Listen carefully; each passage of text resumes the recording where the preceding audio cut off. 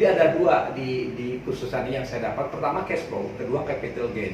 Cash flow-nya ya dapat saya dari bulanan, dari income anak-anak. Kedua capital gain dari apa? Dari kenaikan harga properti ini.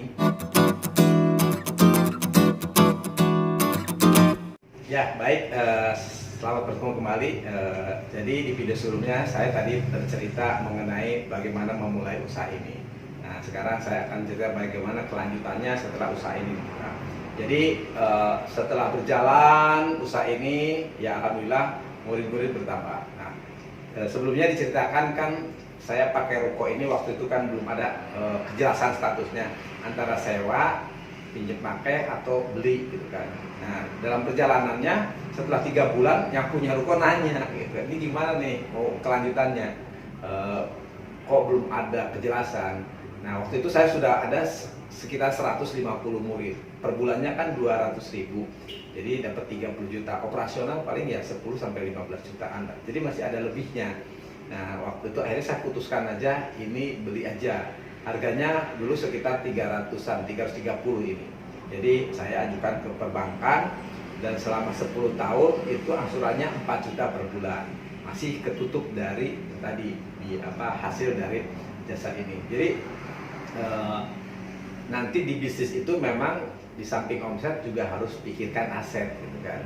Nah ini setelah berjalan 10 tahun yang tadinya 300-an sekarang sudah naik 4 kali sampai 5 kalinya ini propertinya. Jadi pikirkan juga nanti mengenai asetnya. Nah enaknya di bisnis jasa itu tadi modal operasional nggak banyak, jadi saya bisa kehitung ya. Jadi di jasa itu cash flow-nya positif. Kenapa? Kan anak-anak udah bayar duluan sebelum kursus. Sementara saya kan untuk guru, untuk yang ngajar itu tidak fixed cost, variable cost. Jadi per murid berapa saya ada hitungannya per orang, sehingga kalau muridnya sedikit ya biayanya juga sedikit, kalau muridnya banyak biayanya banyak. Ada dua keuntungan. Pertama ya secara bisnis saya operasionalnya ngikutin biayanya. Keduanya untuk yang ngajar itu ada tadi semangat untuk tadi bagaimana dia melakukan yang terbaik biar muridnya senang nambah.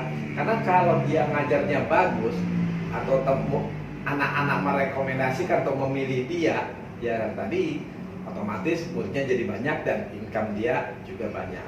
Jadi di jasa yang sepengalaman saya, pertama ya karakteristiknya cash flow-nya itu lebih positif ya. Jadi walaupun mungkin tidak sebesar bisnis yang lain, tapi saya pilih memang bisnis-bisnis yang secara cash flow positif.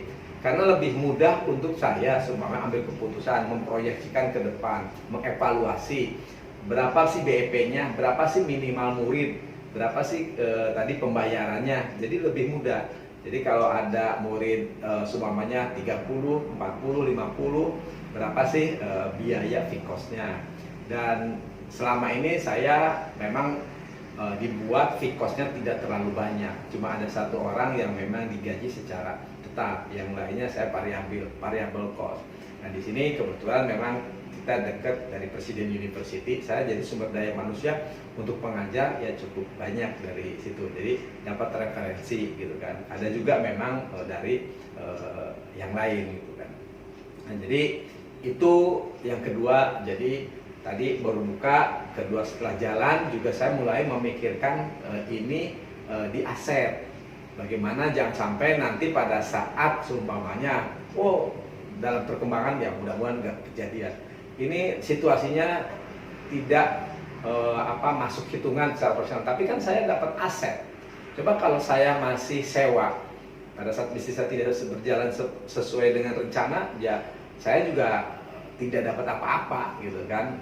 Nah ternyata setelah dilihat juga hitungannya dalam waktu 10 tahun ya, 12 tahun lah kalau sekarang, antara kenaikan harga dengan income itu hampir seimbang. Jadi ada dua di kursus ini yang saya dapat. Pertama cash flow, kedua capital gain. Cash flow-nya ya dapat saya dari bulanan, dari income anak-anak. Kedua capital gain dari apa? Dari kenaikan harga properti ini. Jadi ternyata pada saat dihitung-hitung kenaikannya juga cukup signifikan setelah tempat ini mulai ramai, mulai banyak. Jadi untuk bisnis juga harus diimbangi buat teman-teman, jangan terlena dengan omset.